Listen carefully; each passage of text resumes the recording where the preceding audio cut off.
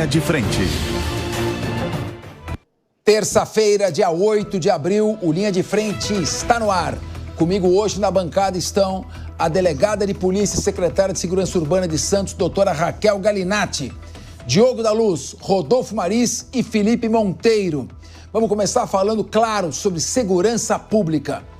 O ministro da Justiça, Ricardo Henrique Lewandowski, entregou hoje a PEC da Segurança Pública para o assustado presidente da Câmara dos Deputados, Hugo Motta, e também para líderes partidários. O novo texto confere à União a competência para estabelecer diretrizes gerais quanto à política de segurança pública e defesa social, mas sem excluir a competência dos estados. Um dos trechos reconhece ainda as guardas civis municipais como membros do Sistema Único de Segurança Pública. Durante a coletiva na manhã de hoje, Lewandowski afirmou que tanto o Poder Executivo quanto o Legislativo devem à sociedade a discussão desse tormentoso tema. Vamos ouvir. A reunião de hoje foi extremamente proveitosa. Houve uma unanimidade no sentido de reconhecer a importância de discutirmos a segurança pública em nosso país e também a relativa urgência de que isso seja feito no Congresso Nacional. Nós fizemos várias reformas estruturantes recentemente. A última delas, e também extremamente importante, foi a reforma tributária. Eu acho que agora, tanto o Poder Executivo quanto o Poder Legislativo deve à sociedade brasileira a discussão desse grande tema, que é o tema relativo à segurança pública, que ao lado da educação e a saúde preocupam o cidadão comum. Ainda durante a coletiva de imprensa, o presidente da Câmara, deputado Hugo Motta, afirmou que há unanimidade na urgência desta PEC da segurança pública. Vamos acompanhar um trecho da sua fala.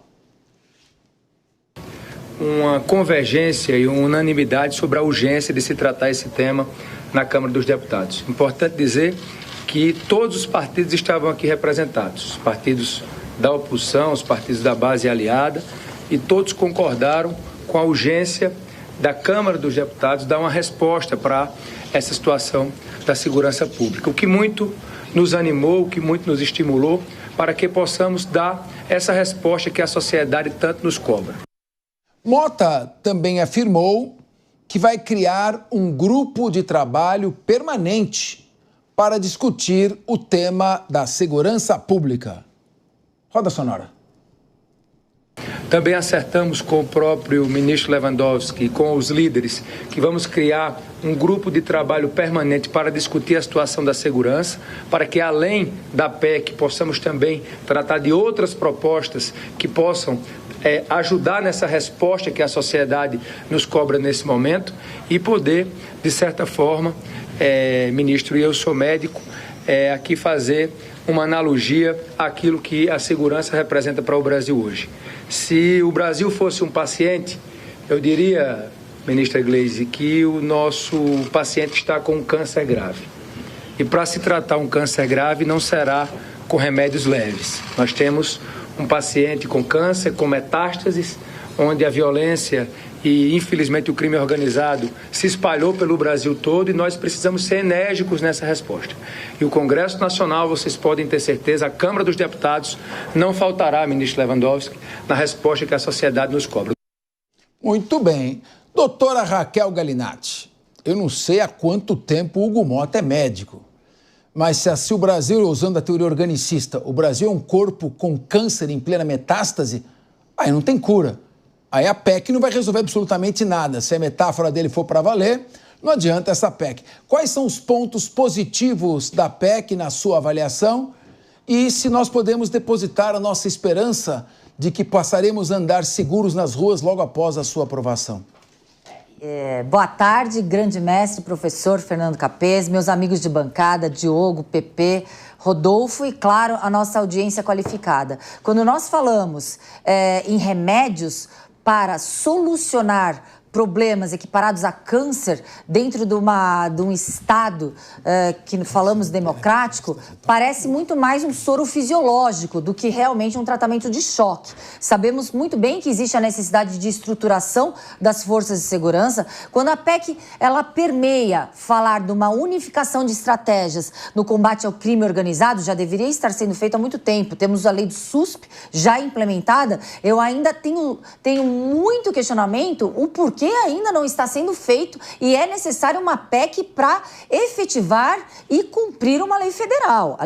A lei federal está em plena vigência. A atribuição da Polícia Federal será remodulada, reformulada. Gostaria de saber de forma mais aprofundada o que irá acontecer. Não foi publicizado quais são essas novas ideias.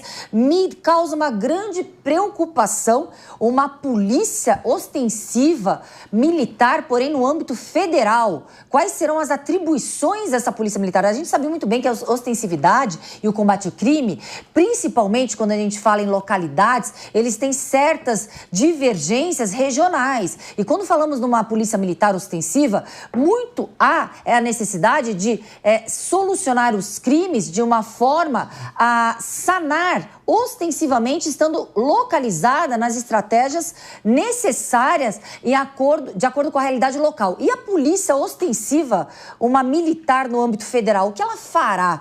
Também tenho muita dúvida. É muito questionável em relação às atribuições da Polícia Federal. A PEC anterior deixava de uma forma hiperlativa várias atribuições ainda acumuladas com a Polícia Federal, esvaziando a competência das polícias estaduais e judiciárias, deixando assim latente uma ausência de competência pela Polícia Federal pelo excesso de demandas e desprezando a competência inerente constitucional das polícias estaduais. No tocante às guardas, isso foi acertado. Eu vejo que o último posicionamento do STF já sinalizou de forma sedimentada uma polícia comunitária ostensiva, tema de repercussão geral do 665 do STF, falando que a nossa realidade precisa sim de um complemento do município no combate ao crime, sempre atuando nas diretrizes das forças policiais no âmbito do Estado.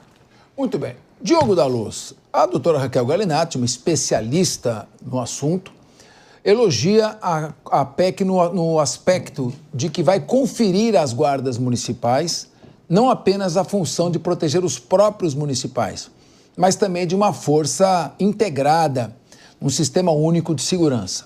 Fala da criação de uma polícia ostensiva federal.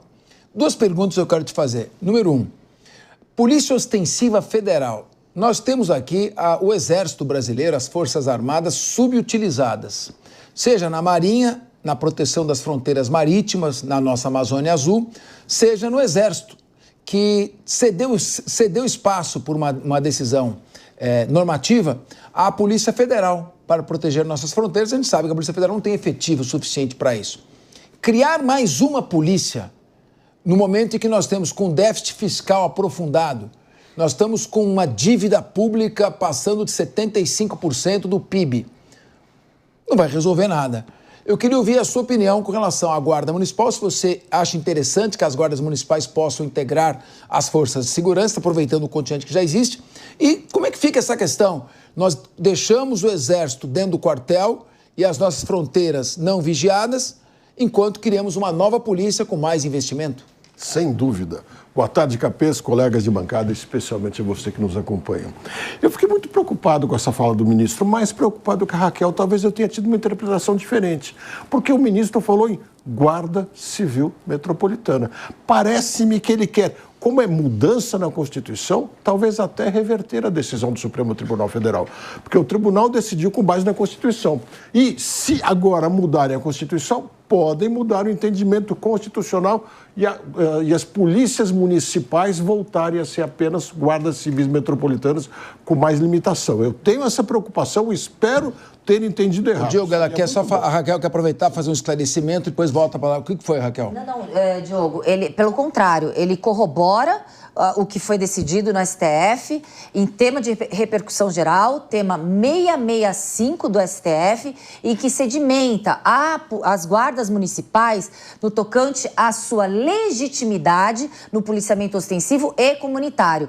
Antes, muito se questionava a abordagem das guardas municipais, guardas civis municipais, em pessoas que estão suspeitas, colocando em xeque a incolumidade total de uma segurança dentro do município. Agora não, existe a legitimidade, inclusive em prisões em flagrante, porque muito havia por parte da defesa, suscitavam até nulidade em alguns atos de forma ostensiva, preventiva das guardas civis municipais. Ele não fala na alteração de nomenclatura. Concordo com você, é necessário ali uma alteração legislativa de acordo com uma proposta de emenda constitucional. Mas ele fala nas atribuições que hoje já são sedimentadas como constitucionais pelo próprio STF. Ô, Diogo, para pautar a tua fala, inclusive, doutora Raquel Galinatti, o artigo 144, parágrafo 8º da Constituição, diz que os municípios, na redação atual, podem constituir as guardas municipais, mas os municípios só podem constituir guardas municipais para a proteção dos seus bens, serviços e instalações.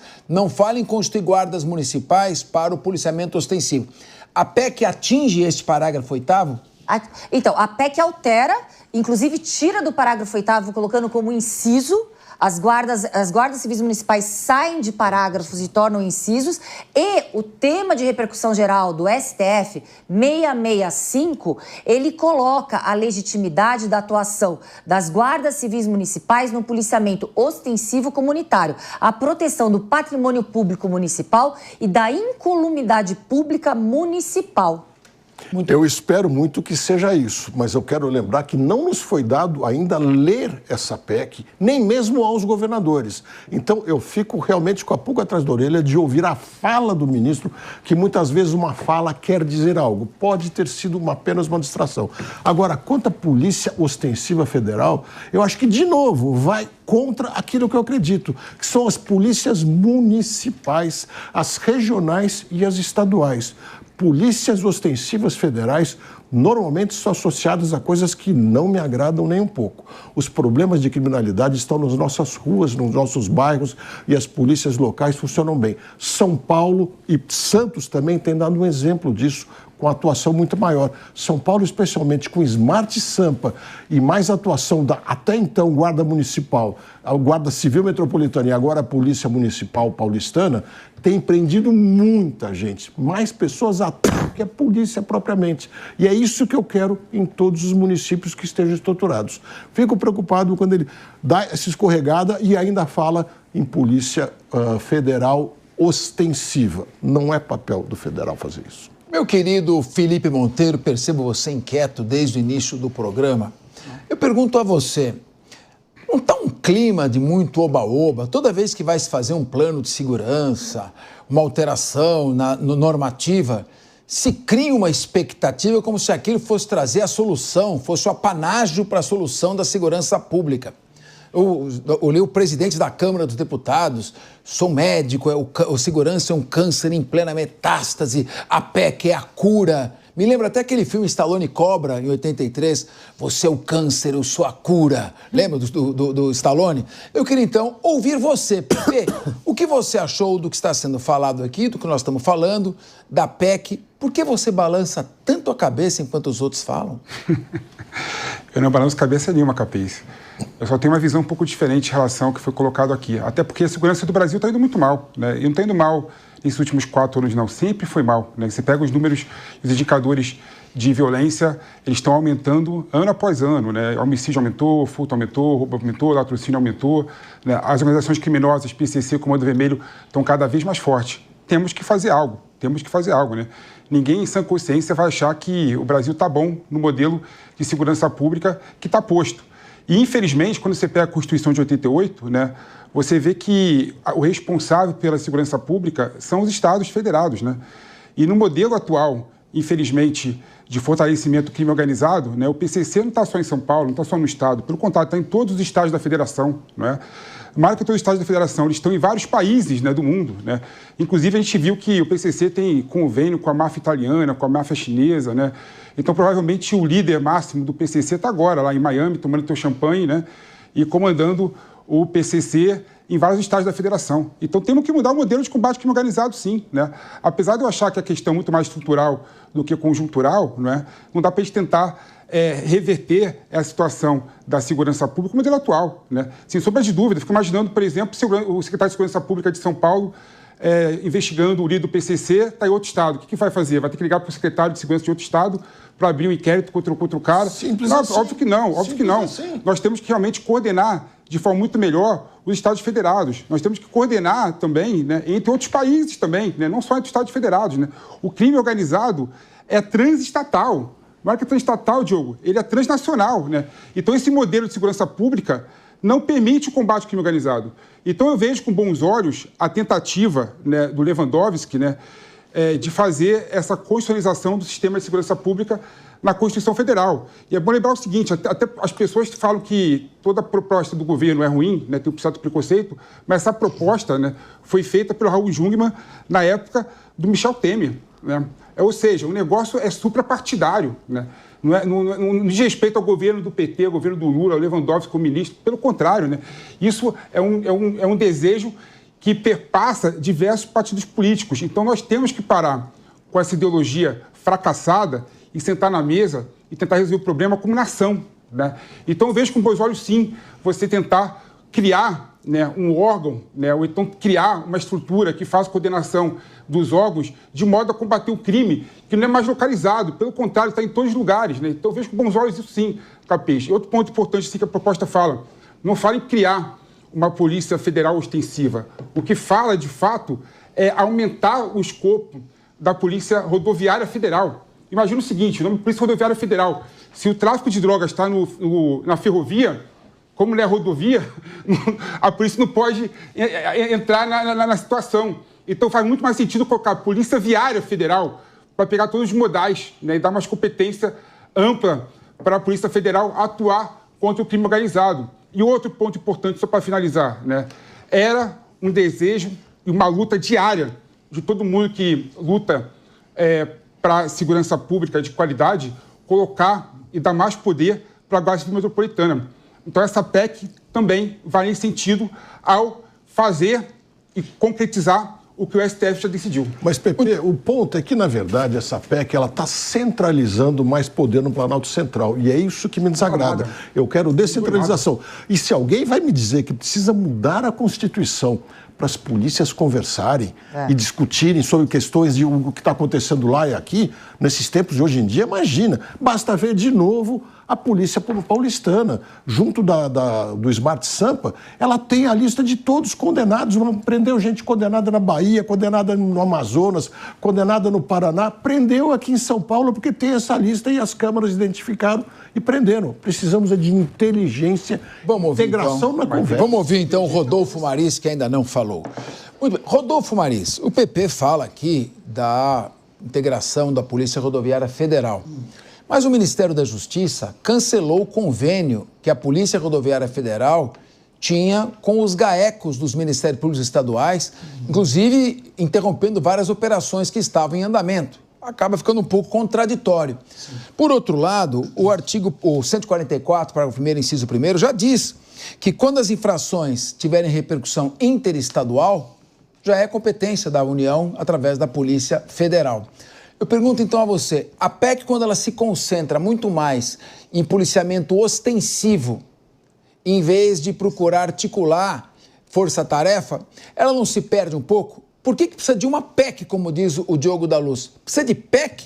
Isso não pode ser resolvido normativamente, com entendimento entre as polícias? O que não se fez até agora que vai se começar a fazer através de uma PEC? Muito bem, Capês. Finalmente chegou a minha vez de falar aqui. Boa tarde, Capês. E aos meus coleguinhas educados da mesa, que deixam os amiguinhos falarem também. Muito obrigado. Essa PEC é uma PEC que, para mim, não tem fundamento nenhum. Nós sabemos que cada estado detém ali o poder para lidar com os seus crimes organizados, né? Cada um tem um crime para chamar de seu.